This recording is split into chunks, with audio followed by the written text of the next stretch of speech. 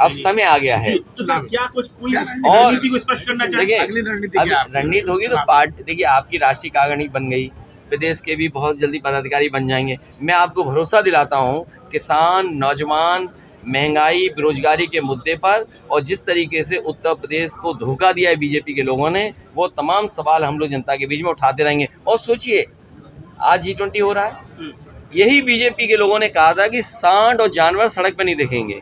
प्रधानमंत्री जी ने कहा कोई दिन नहीं जाता जिससे सांड से जान न चली जाए। और मैंने तो सुना है कि कई 100 करोड़ रुपए खर्च कर करके यहाँ जानवरों को नसबंदी कर रहे हैं। बताइए, नसबंदी कर रहे हैं ये लोग।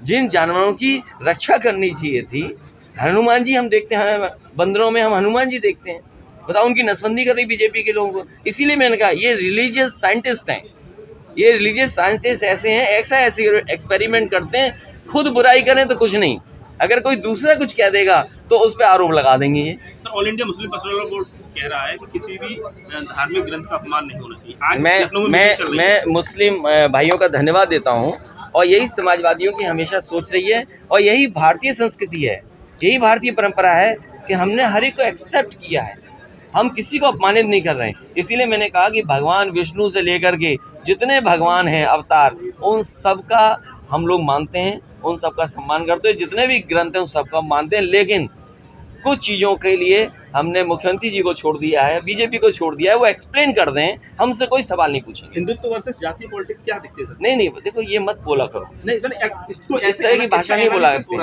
नहीं, ये आप लोगों को नहीं लिखना चाहिए। ये संविधान हमारा धर्म है, संविधान। और बाबा भीमराव अम्बेडकर जी ने कोशिश की जाति खत्म हो जाए, डॉक्टर राममनोहर लोहिया जी ने कोशिश की जातियाँ खत्म हो जाएं, नेताजी कोशिश करते रहे कि जातियों का भेदभाव नहीं हो। लेकिन कुछ चीज़ें, सच्चाइयाँ स्वीकार करनी पड़ेंगी। मैं आज अगर किसी जाति का हूँ, मैं अपने बेटे को दूसरी जाति का नहीं बना सकता, ये सच्चाई स्वीकार करनी पड़ेगी। इसीलिए मैंने कहा कुछ सवाल बीजेपी के रिलीजियस साइंटिस्ट हैं उन पर छोड़ दीजिए।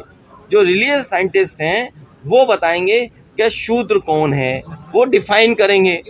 कम से कम हम हैं पढ़े लिखे, हमारे साथ बहुत सारे लोग पढ़े लिखे लोग हैं, वो भी जानना चाहेंगे। शूद्र के बयान पर आपके लखनऊ कार्यालय के बाहर एक पोस्टर भी लग गया कि गर्व से कहते हैं हम शूद्र। नहीं, वो एक सवाल, देखिए ऐसे तो भारतीय जनता पार्टी ने दूसरे दल की नेता को आगे कर दिया कि जाइए आप कहिए जाके कुछ बात। तो बीजेपी से बचो, बीजेपी बहुत क्या बोलेंगे उसको, चमत्कारी, मायावी, कब क्या कर दे पता ही नहीं, कब कौन सा नया मुद्दा उठा दे पता ही नहीं।